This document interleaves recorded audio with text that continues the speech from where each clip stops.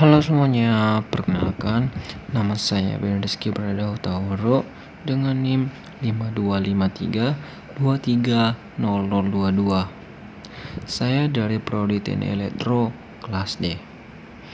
Baik, pada kesempatan kali ini saya akan menjelaskan tentang analisis kasus menggunakan struktur kontrol Python. Nah, mari kita lihat pada kasus yang pertama, yaitu analisis satu kasus menggunakan perintah dasar if. Ini adalah struktur yang paling sederhana, di mana komputer hanya menjalankan sebuah perintah jika satu syarat terpenuhi. Baik, saya akan menulis kodenya terlebih dahulu.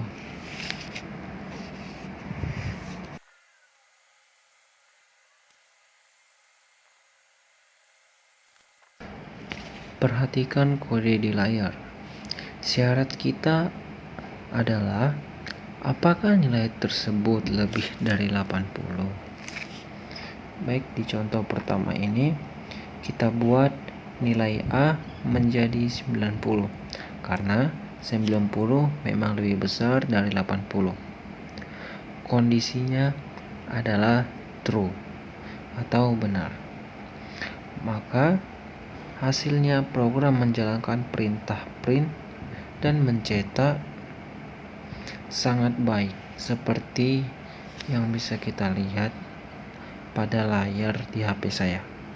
Baik, kita akan masuk ke contoh yang kedua.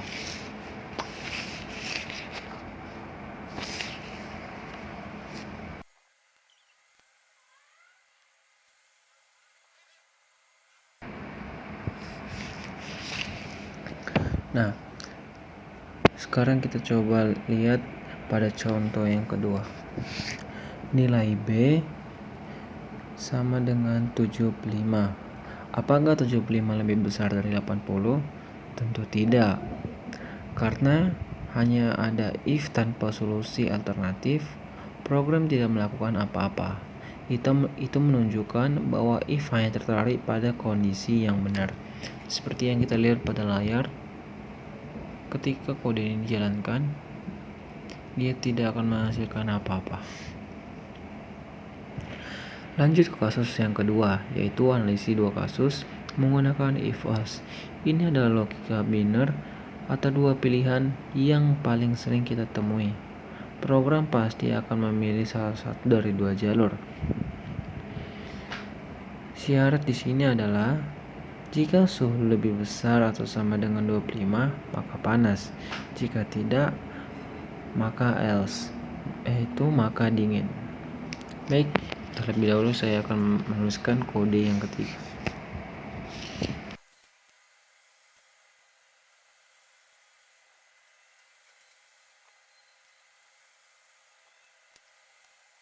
Baik, pada contoh yang ketiga ini kita masukkan suhu C yaitu 30 karena 30 lebih besar dari 25. Kondisi if terpenuhi, program mencetak panas dan mengabaikan solusi else. Kita bisa melihat ketika kita menjalankan kodenya, maka program akan mencetak panas dan mengabaikan solusi else. Nah, kita masuk ke contoh yang keempat.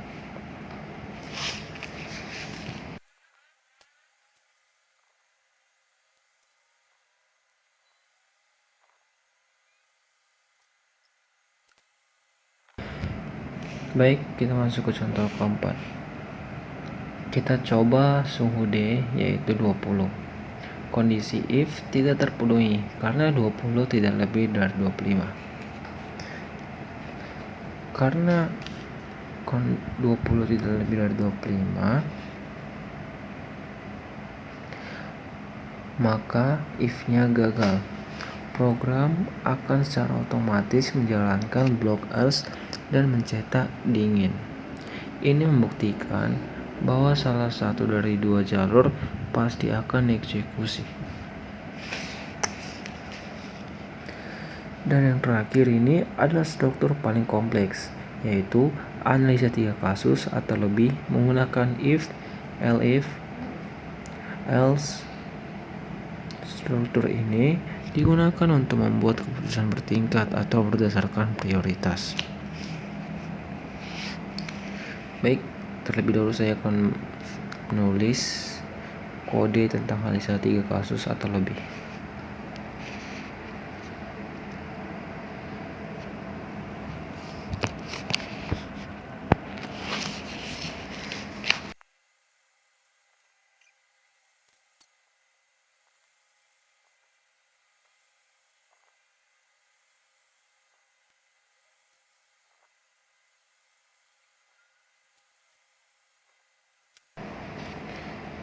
Baik, pada contoh yang kelima ini penting untuk diingat, pengecekan dilakukan berurutan dan program akan berhenti begitu menemukan kondisi pertama yang benar.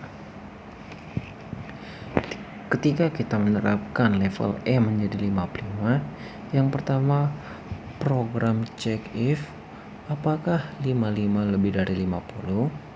Ya, benar. Karena kondisi pertama sudah benar, program langsung mencetak tingkat tinggi dan tidak perlu melihat elif maupun LC. Baik, kita masuk ke contoh yang terakhir, yaitu contoh ke-6.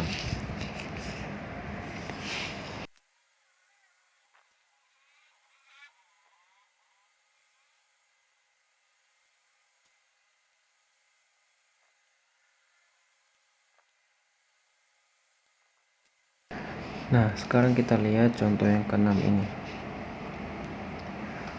Kita coba level F, yaitu 30. Yang pertama, program check if apakah 30 lebih dari 50? Tidak, yaitu itu adalah salah. Lanjut ke elif. Program check elif apakah 30 lebih dari 20? Ya, benar. Program mencetak tingkat sedang dan berhenti. Blok else hanya akan dieksekusi jika kedua kondisi di atas salah. Kita akan menjalankan. Seperti yang kita lihat, dia akan mencetak tingkat sedang. Blok else itu akan digunakan ketika kondisi di if dan elif salah. Baik, demikianlah mengenai 6 contoh kasus analisis menggunakan struktur kontrol dasar Python. Saya telah melihat bagaimana if bekerja pada satu kondisi, if else bekerja pada dua pilihan, dan if, elif, else bekerja pada pilihan bertingkat. Terima kasih atas perhatiannya. Cukup sekian dan terima kasih.